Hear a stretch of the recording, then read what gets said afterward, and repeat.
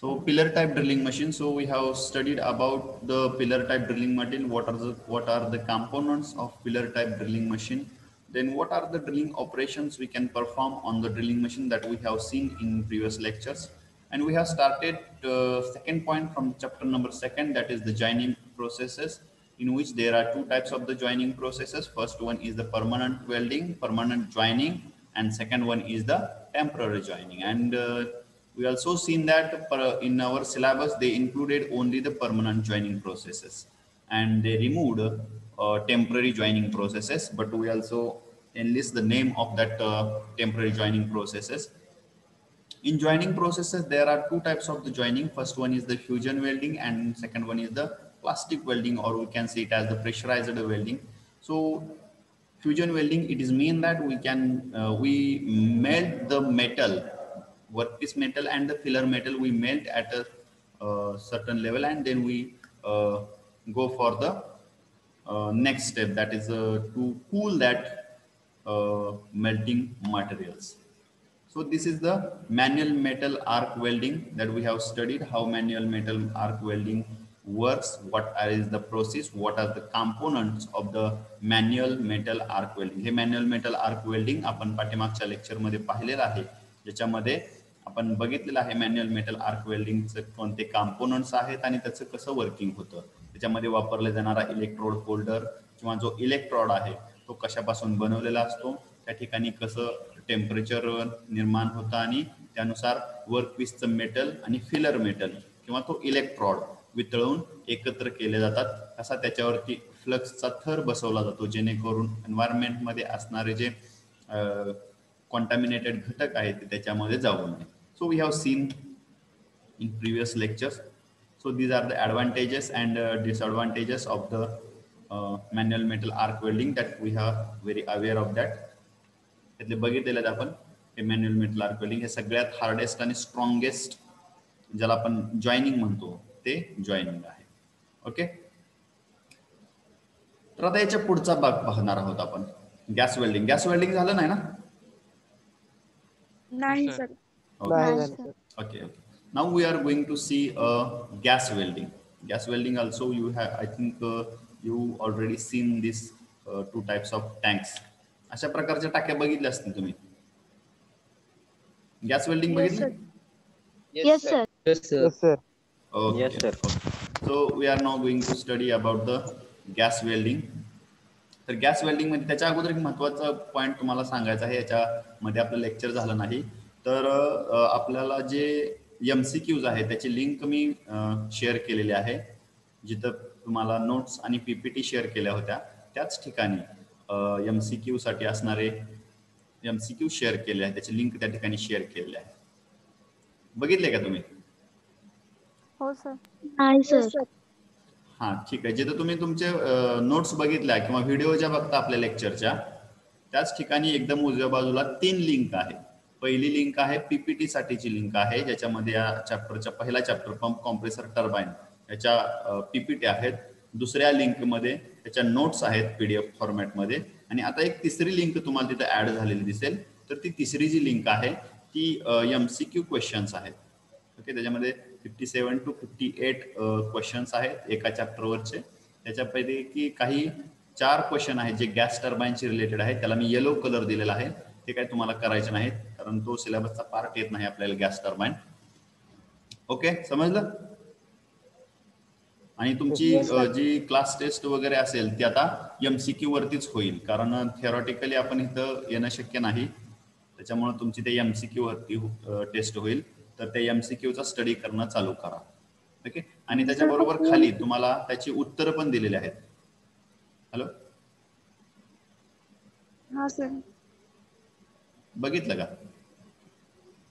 हा sir. Okay, बघितलं नसेल तर नंतर बघा. तुम्हाला सगळं मटेरियल रेडीमेड दिलेलं आहे, तुम्हाला फक्त त्याचा स्टडी करायचा सगळ्यांचा.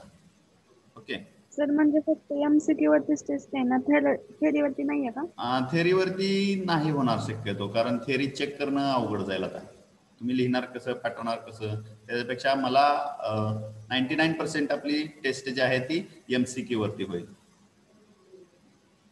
ओके. Yes, sir. हां, तर म्हणजे सर MCQ फक्त फर्स्ट चॅप्टर वरच आहे ना? हा, फर्स्ट चॅप्टर वरच क्लास टेस्ट आहे.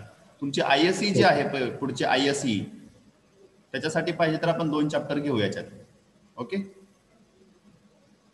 म्हणजे क्लास टेस्ट होणार आहे त्याच्यासाठी तुम्हाला एकच चॅप्टर आहे, तो आहे पंप, कॉम्प्रेसर आणि टर्बाईन. खूप सोपा चॅप्टर आहे, त्याचे MCQ पण तसेच खूप सोपे आहेत. ते MCQ पण तुम्हाला प्रोव्हाइड केलेले आहेत आणि त्याचे आन्सर्स पण प्रोव्हाइड केलेले आहेत. त्याच्यामुळे तुम्हाला इकडे तिकडे कुठे शोधत बसायची गरज नाही. गरज आहे ती फक्त तुम्ही सगळे वाचायचे आणि समजावून घ्यायचे. ओके,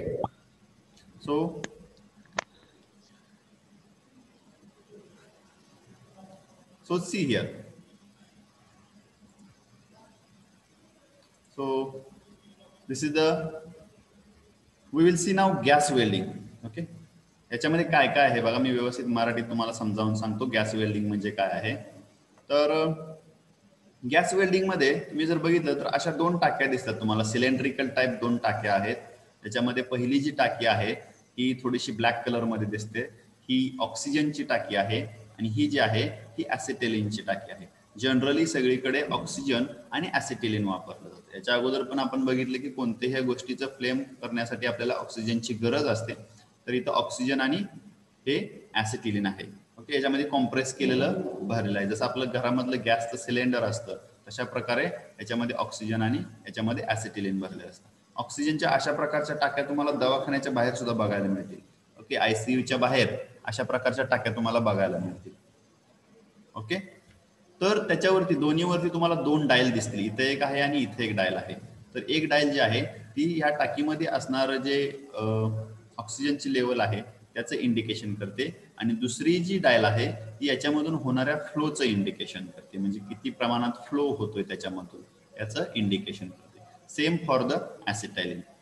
ओके, त्याच्यानंतर याच्यापासून एक एक पाईप आलेली आहे बघा, या पाईपना होस म्हणतात. काय म्हणतो याला? होस, HOSE, होस. तर या पाईप एका ठिकाणी, इथं हा जो आहे हा टॉर्च किंवा इथं एक हँडल असतो, या ठिकाणी ऑक्सिजन आणि ॲसिटाइलिन यांचं मिक्सचर केलं जातं आणि हे मिक्सचर या टॉर्च मधून पुढे फ्लो केलं जातं. आता हे जे मिक्सचर आहे हे मिक्सचर आपण कंट्रोल करू शकतो. या ठिकाणी 2 नॉब आहेत बघा, हा एक ब्लॅक कलरचा एक आहे आणि हा दुसरा एक आहे. ओके, याचा मरून कलर असतो शक्यतो. मरून कलर कळतोय? येस. किंवा रेड म्हणा, ज्यांना मरून कलर माहित नाही त्यांनी सिम्पली रेड कन्सिडर करा. ओके, तर ही रेड कलरची एक नॉब आहे इथं आणि ब्लॅक कलरचा आहे. ब्लॅक कलरचा नॉब जो आहे तो ऑक्सिजन साठी आहे आणि हा जो रेड कलरचा किंवा मरून कलरचा जो आहे तो ॲसिटिलीन साठी आहे. त्या नॉबचा फ्लो, नॉब आपण रोटेट करून याचा फ्लो आपण काय करू शकतो, कंट्रोल करू शकतो. आणि त्याच्यापासून पुढे गॅस घेऊन इथं या ठिकाणी आपण बऱ्याच ठिकाणी काड्याच्या पेटीने पेटवलं जातं, काही ठिकाणी लायटरने पण पेटवलं जातं. ओके, तर या ठिकाणी एक फ्लेम क्रिएट केली जाते, जी फ्लेम पहिल्यांदा खूप मोठी असते अशी, आणि एकदम त्याला परत इथले जे नॉब आहेत या नॉबच्या सहाय्याने काय केलं जातं, कंट्रोल केलं जातं. ओके, आता हे कंट्रोल कसं केलं जातं तर पुढं आहे बघा थोडंसं. तर नॅचरल फ्लेम. ओके, याला नॅचरल फ्लेम म्हणजे काय असतं इथपर्यंत समजलं तुम्हाला? Yes sir. हा, त्याच्यामध्ये 2 प्रकारचे गॅसेस आहेत, एक आहेत ऑक्सिजन, दुसरा आहे ॲसिटिलीन. ठीक आहे, तर नॅचरल फ्लेम म्हणजे काय असतं तर याच्यामध्ये ऑक्सिजनचं आणि ॲसिटिलीनचं प्रमाण समान असतं. ओके, ज्या वेळेला ऑक्सिजनचं आणि ॲसिटिलीनचं प्रमाण समान असतं त्यावेळेला ही आपल्याला अशी नॅचरल फ्लेम मिळते. ओके, तिथं त्याचं टेम्परेचर दिलेलं आहे. हा एक कोन दिसतो आत, ब्ल्यू कलरचा कोन असतो बघा त्याच्यामध्ये. ओके, हा कोन कमी जास्ती होतो, याचं जर आपण प्रमाण कमी जास्त केलं तर हा कमी जास्त होतो. हा जनरली जास्त करून वापरला जात नाही, हा फक्त पहिल्या सुरुवातीला असतो. आता कार्बोरायझिंग फ्लेम. ओके, हे जे कार्बोरायझिंग फ्लेम जे आहे हा बघा, हा जो कार्बोरायझिंग फ्लेम आहे या फ्लेम मध्ये ज्या वेळेला ॲसिटाइलिनचं प्रमाण ऑक्सिजनपेक्षा जास्त वाढवलं जातं त्यावेळेला अशा प्रकारची फ्लेम मिळते आपल्याला. म्हणजे ही जी ब्ल्यू कलरची आतली फ्लेम आहे ती थोडीशी जास्त बाहेर असते. ओके, या तिन्हीचं वेगवेगळं काम आहे. ओके, कधी वापरायचं ते त्या त्या ऍप्लिकेशन वरती डिपेंड आहे, कोणतं मटेरियल आपण यूज करणार आहे त्याच्यासाठी ते यूज केलं जातं. आणि हे जे तिसरं आहे ते आहे oxidising flame. Oxidizing flame is useful for welding some non-ferrous alloys such as copper and zinc based alloys. तसं याच्यासाठी कुठलं दिलेलं आहे, carburizing flame is used for welding high carbon steel. High carbon steel म्हणजे ज्या मटेरियल हार्ड आहेत, ज्याच्यामध्ये कार्बनचं percentage हाय असतं, ते मटेरियल्स कसे असतात, हार्ड असतात. तर तशा प्रकारचे जे मटेरियल्स आहेत त्याचं जर वेल्डिंग करायचं असेल आपल्याला, तर आपल्याला कार्बोरायझिंग फ्लेम यूज करावी लागेल. मग कोणते आहेत, तर कास्ट आयर्न आहेत, अलॉय स्टील आहेत. ओके, हे जे सगळे मटेरियल्स आहेत याचं जर वेल्डिंग करायचं असेल आपल्याला गॅस वेल्डिंगने, तर आपल्याला कार्बोरायझिंग फ्लेम म्हणजे ॲसिटायलिनचं प्रमाण ऑक्सिजनपेक्षा थोडंसं जास्त वाढवावं लागतं, आणि हे झालं oxidise. Okay, so this is the simple process. So these are the advantages of gas welding. What are the advantages? You can see here, the equipment is expensive, less complicated, and it is easily portable. Okay, inexpensive लिहिलं इथं, पण मला वाटत नाही हे इनएक्सपेन्सिव्ह असतील. Okay, फक्त ते रिसायकल करू शकतो आपण, म्हणजे जे गॅसच्या टाक्या वगैरे आहेत त्या सगळ्या काय खराब, म्हणजे संपली टाकी की फेकून द्यायची गरज नाही, गॅस फक्त भरून आणायचा, ते काय करू शकतो आपण, रिसायकल करू शकतो.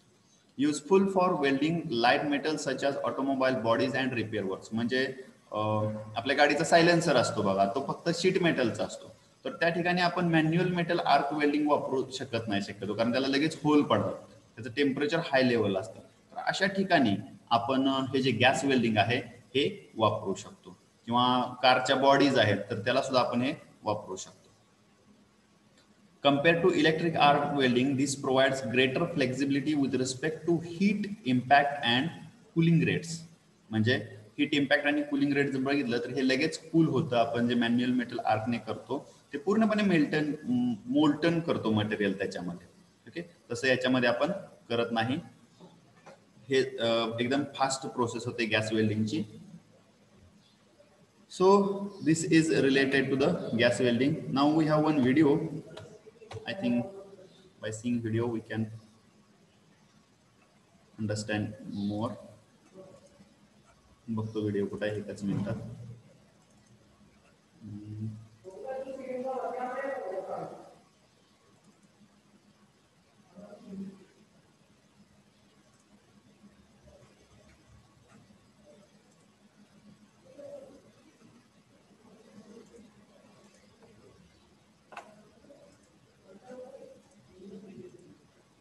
ओके, स्क्रीन विजिबल आहे आता?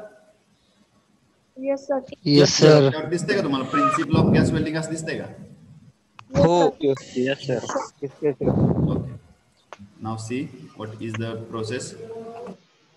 ऍक्च्युली याचा आवाज ऐकत नाही, हा एक थोडासा ड्रॉबॅक आहे. तुम्हाला आवाज ऐकवायला तर बरं झालं असतं, पण याच्या खाली नोट्स येते बघा, त्याच्यामुळे तुमचा फायदा आहे. त्या जर वाचल्या तरी पण तुम्हाला समजतील. If you see there are two cylinders.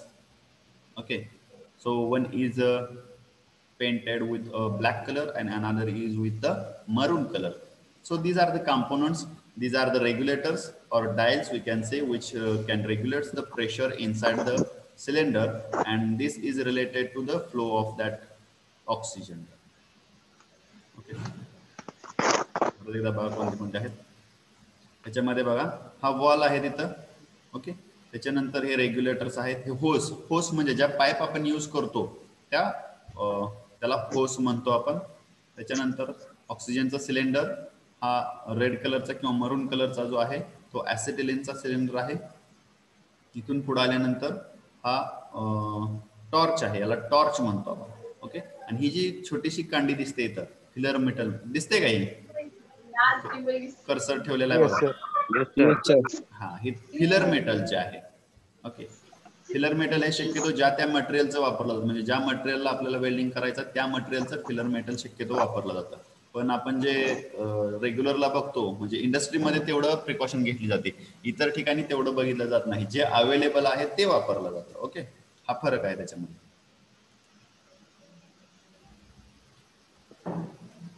So this is very nice video that we can understand. So this is oxygen and acetylene flowing into the hose, and this is the mixing of oxygen and acetylene, and then it flows towards the torch. So this is the torch and this is a lighter, or we can use matches also. Okay, काड्याची पेटी सुद्धा आपण इथं वापरू शकतो. आणि अशा प्रकारची जी heat आहे त्या फ्लेमची, त्या फ्लेमच्या हीटने आपण मेटल आणि तो जो फिलर मटेरियल आहे त्याला हीट करून त्या ठिकाणी बसवतो.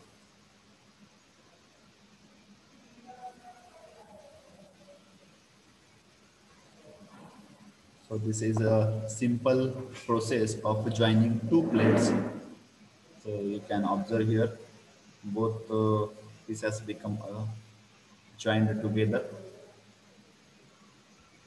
Now, what are the equipments used in oxyacetylene welding? It is also called as oxyacetylene welding. Okay. So again, these are the components.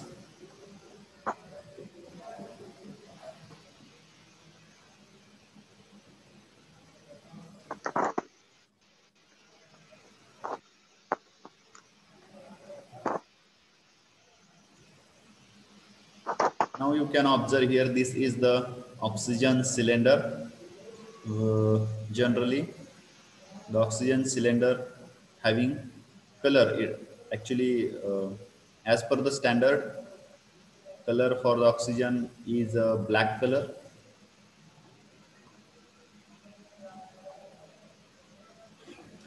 The pressure inside that cylinder, it's from 1200 to 1400 kilonewton per meter square. This is related to the standard tank. Okay, there may be changes, but this is the standard tank. So this is the red color or maroon color acetylene cylinder. On that, these cylinder walls are fitted. Cylinder walls are very important component in that, because it regulates the flow of oxygen and the acetylene.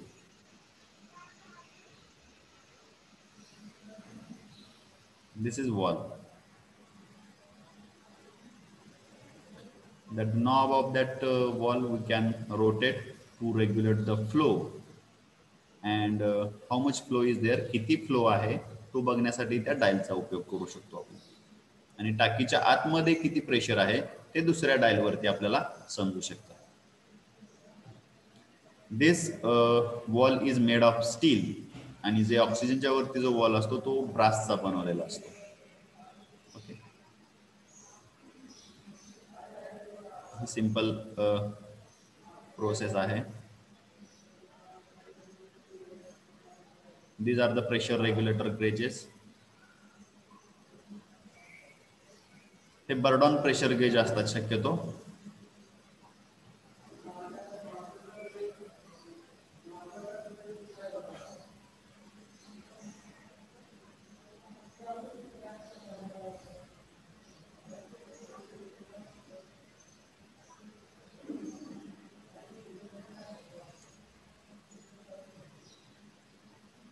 Now you observe here, diagram पेक्षा आपल्याला इथं जरा व्यवस्थित बघायला मिळतो welding torch.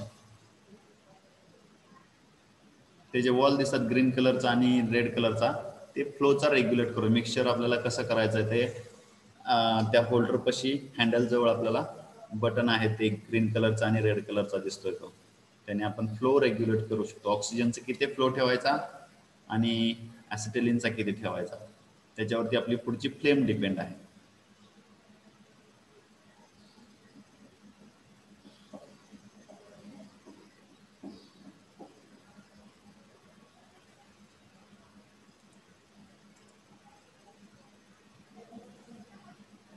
आता welding कसं होतंय बघा.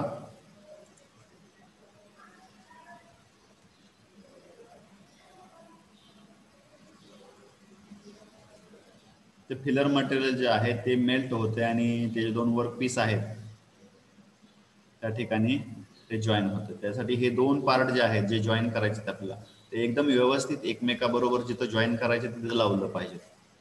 ते जास्त लांब लावून चालत नाहीत, कारण फिलर मटेरियल तेवढं जास्त लांब पर्यंत असणारं जे आहे त्याला कनेक्ट करू शकत नाही.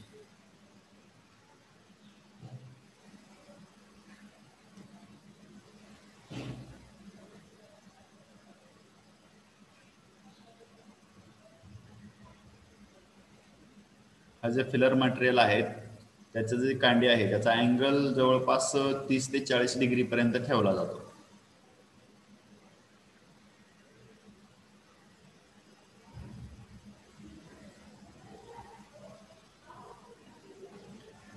हे सगळे ऑपरेशन सांगायला लागलेत वेल्डिंगचे डायरेक्शन कसे असू शकतात. फॉरवर्ड डायरेक्शन झालं, ही बॅकवर्ड रिव्हर्स डायरेक्शन झाली. So this is the angle of 30 to 40 degree made by pillar and 40 to 50 degree by torch.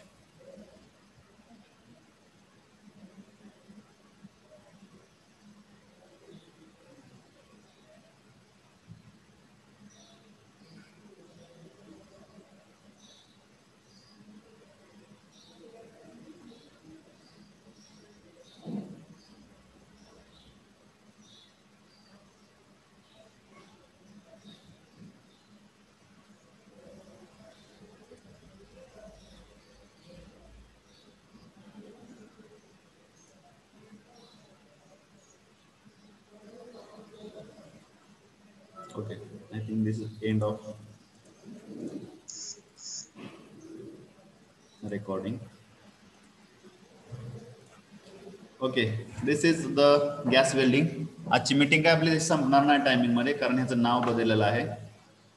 So is there having any doubt about the gas welding? Gas welding समजलं का? ह्याचं working कसं असतंय, process कशी असते? ते खूप सोपं आहे. मी तुम्हाला डायग्राम मध्ये पण दाखवलं कसं आहे. त्याच्यानंतर ह्याची वर्किंग व्हिडिओ पण बघितली आपण. ओके, तर कोणी मला सांगेल का हे जे 2 सिलेंडर असतात ह्यांचे कलर कोणते असतात आणि कोणत्या कलर मध्ये कोणते गॅसेस असतात? ब्लॅक आणि मरून कलर असतात.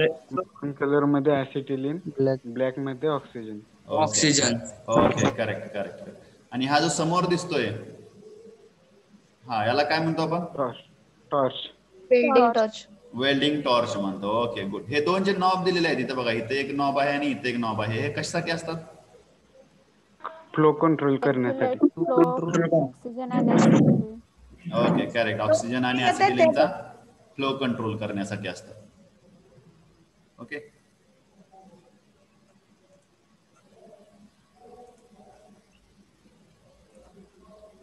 ठीक आहे. अजून हे 2 गेज दिलेले आहेत, कशासाठी असतात? हे डायल गेज.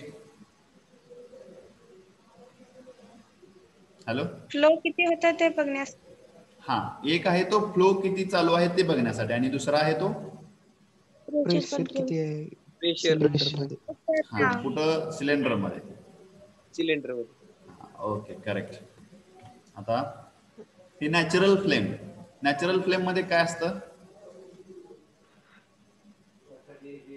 दोन्ही गॅसचं प्रपोर्शन काय असतं? सेम असतं. म्हणजे ऑक्सिजन जेवढा आहे तेवढाच ऍसिटिलीन असतो. बरोबर आहे. त्याच्यानंतर कार्बोरायझिंग फ्लेम, याच्यामध्ये कसं असतं? ऍसिटिलीनचं प्रमाण ऍसिटिलीनचं प्रमाण जास्त असतं आणि ह्याचं प्रमाण ऑक्सिजनचं कमी असतं. हे किती असतं हे आपण सांगू शकत नाही, कारण जो फिरवणार आहे त्याला स्किल्ड वर्कर असतात. ते त्यांच्या येणं बरोबर ते ऍडजस्ट करतात किती पाहिजे आणि त्याच्यानुसार ते कंट्रोल केलं जातं. फक्त असं आपण म्हणू की याच्यामध्ये ऍसिटिलीनचं प्रमाण ते वाढवतात आणि ऑक्सिजनचं प्रमाण कमी असतं याच्यामध्ये. ओके, आणि याच्यामध्ये कसं असतं? ऑक्सिजन जास्त, ऑक्सिजनचं प्रमाण जास्त असतं आणि ऍसिटिलीनचं प्रमाण कमी आहे. आणि हे कशासाठी वापरलं जातं? कॉपर, झिंक वगैरे जे आहेत त्यांच्यासाठी हे अशा प्रकारची फ्लेम वापरली जाते. ओके, ठीक आहे. तुमच्या सांगण्यावरून मला लक्षात आलं की तुम्ही ऐकताय आणि तुम्हाला समजलेलं आहे. ओके, अजून याच्या व्यतिरिक्त कोणाला काही शंका आहे का? ठीक आहे. जर कोणाला शंका नसेल तर चॅट बॉक्स मध्ये सगळ्यांनी नंबर टाका, तुमचे roll number. Then we will running out. आलं की याच्यामध्ये 40 मिनिटाचं. सर, हा, yes sir manual metal arc वेल्डिंगचा स्क्रीनशॉट घ्यायचा होता. Okay okay, you can take screenshot of manual metal arc welding. Okay, डायग्रामचं घ्यायचं आहे का? सर हे जे पीपीटी शेअर केलेत ना, हा, पीपीटी शेअर केलेत की. तिथून डायरेक्ट पीपीटी डाउनलोड करा. हा, ठीक आहे. तुम्ही पीपीटी डाउनलोड करू शकताय. त्याच्यानंतर याच्या नोट्स दिलेत मी तुम्हाला आणि याचे एमसीक्यू पण दिलेत. आता तिन्ही पीडीएफच्या फॉर्मॅटमध्ये आहेत. एमसीक्यू चे आन्सर पण दिलेले आहेत. म्हणजे 4 जे ऑप्शन असतात त्यातला कुठला आन्सर आहे ते शोधायसाठी सुद्धा तुम्हाला कुठे जायची गरज नाही. त्याचे आन्सर पण दिलेले आहेत. सर नेक्स्ट लेक्चर ह्यापासून 10 मिनिटांनंतर सुरू होणार आहे ना? नेक्स्ट लेक्चर आता कसं झालंय, मगाशी झूमचा थोडासा प्रॉब्लेम यायला लागला होता. ओके, ज्यावेळेला आपण एंटर करू त्यावेळेला this meeting is ended by host असा मेसेज तुम्हाला येत होता का? तसा येत होता ना? हो सर. Report problem. प्रॉब्लेम होत होता. मग ते मीटिंगचं जे आपलं नाव होतं ते नाव थोडं चेंज केलं, त्याच्यामध्ये पुढे 1 ऍड केलं आणि नवीन मीटिंग स्टार्ट केली. मग आता मीटिंग तुमची चालू होईल, आपली एंड झाली की हा ते थोडंच नाव चेंज झालं होतं, काय प्रॉब्लेम झाला होता त्या मीटिंगचा. ओके, हे झाल्यानंतर एक 10 मिनिटांनी तुमची मीटिंग चालू होईल पुढची. Okay sir. Okay sir. मी तर सांगतो पुढच्या स्टाफला 10 मिनिटांनी चालू होईल. मला वाटतं आज मग सगळे लेक्चर होतील का एखादं स्किप होईल मला माहित नाही, पण मी ह्याच्यानंतर पुढचं 10 मिनिटांनी होईल त्यांना सांगतो मी स्टाफला. ओके सर याच्या पीपीटी नाही आहे टेलिग्रामला. टेलिग्रामला नाहीत, मी सगळं मटेरियल जे आहे ते आपल्या याच्यावर. तुम्ही व्हिडिओ लेक्चर बघताय का आपण जे करतोय ते आता हे? हो. हा, तिथे ज्या लिंक आहेत ना त्याच्या बरोबर उजव्या बाजूला दुसऱ्या 3 लिंक आहेत. हा 3च आहेत, एक पंप कॉम्प्रेशनची आणि एमसीक्यू एक आहे. हा, आणि मध्ये नोट्सची एक आहे, अशा 3 आहेत. हा नोट्स. मग त्याची शेवटची जी आहे ती ह्याची आहे एमसीक्यू ची. ह्याची नाही का मिळणार? कशाची? पीपीटीची? हा आता जो रनिंग चॅप्टर आहे त्याची. हा, त्याचे नाही मी टाकले अजून. ठीक आहे, त्याचे पण टाकतो मी, पण सध्या कशासाठी क्लास टेस्ट जी आहे ना तुमची ती पहिल्या एकाच चॅप्टर वरती आहे, पंप कॉम्प्रेसर टर्बाइन वरती. हॅलो सर, हा अजून पुढची स्लाइड स्क्रीनशॉट काढायचा होता. ओके, ह्याच्या पुढची कोणती आहे? गॅसची का? नाही म्हणजे जो वर्किंग आहे हेच ना. ओके, तुम्हाला ह्याच्या पण मी पीपीटीची लिंक शेअर करतो परत, पण सध्या तुम्ही पहिल्या चॅप्टर वरती फोकस करा, पंप कॉम्प्रेसर टर्बाइन वरती. ठीक आहे, याच्यानंतर लगेच घेता तुम्ही 5 मिनिटांनी. ही मीटिंग झाली की 5 मिनिटांनी बरोबर पुढची चालू होईल. 10 मिनिट नाही, 5 मिनिटं फक्त बरं घ्या आता, कारण आपला बराचसा टाइम मी मगाशी गेलेला आहे. अजून कोणाला काही शंका आहे का? No sir. स्पॉट वेल्डिंग झालं नाही आपलं, आहे ना याच्या पुढचं आहे ते? नाही सर. ठीक आहे, म्हणजे मॅन्युअल मेटल आर्क वेल्डिंग आणि गॅस वेल्डिंग एवढे 2 झालेत. स्पॉट वेल्डिंग आपण नेक्स्ट लेक्चरला घेऊ. छोटा आहे आणि सोपा आहे.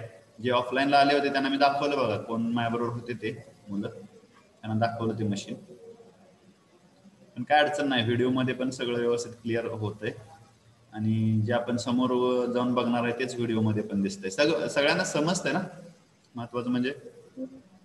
हो सर. समजते सर. हा, कारण कसं आहे न्यूमरिकल वगैरे ठीक आहे, पण थेरॉटिकल पार्ट असल्यामुळे बऱ्याचशा गोष्टी इमॅजिन कराव्या लागतात तुम्हाला. ते इमॅजिन करण्यापेक्षा जर व्हिडिओ चांगले असतील तर तुम्हाला त्याचा फायदा होतो. आणि तुम्ही युट्यूब वगैरे जर गेला तर तुम्हाला बऱ्याचशा व्हिडिओ याच्या बघायला मिळतील, तुम्हाला बरंचसं याच्यामध्ये नॉलेज मिळू शकतं. ठीक आहे, अजून कोणाला काही शंका वगैरे असतील तर विचारा कशाच्या बाबतीत.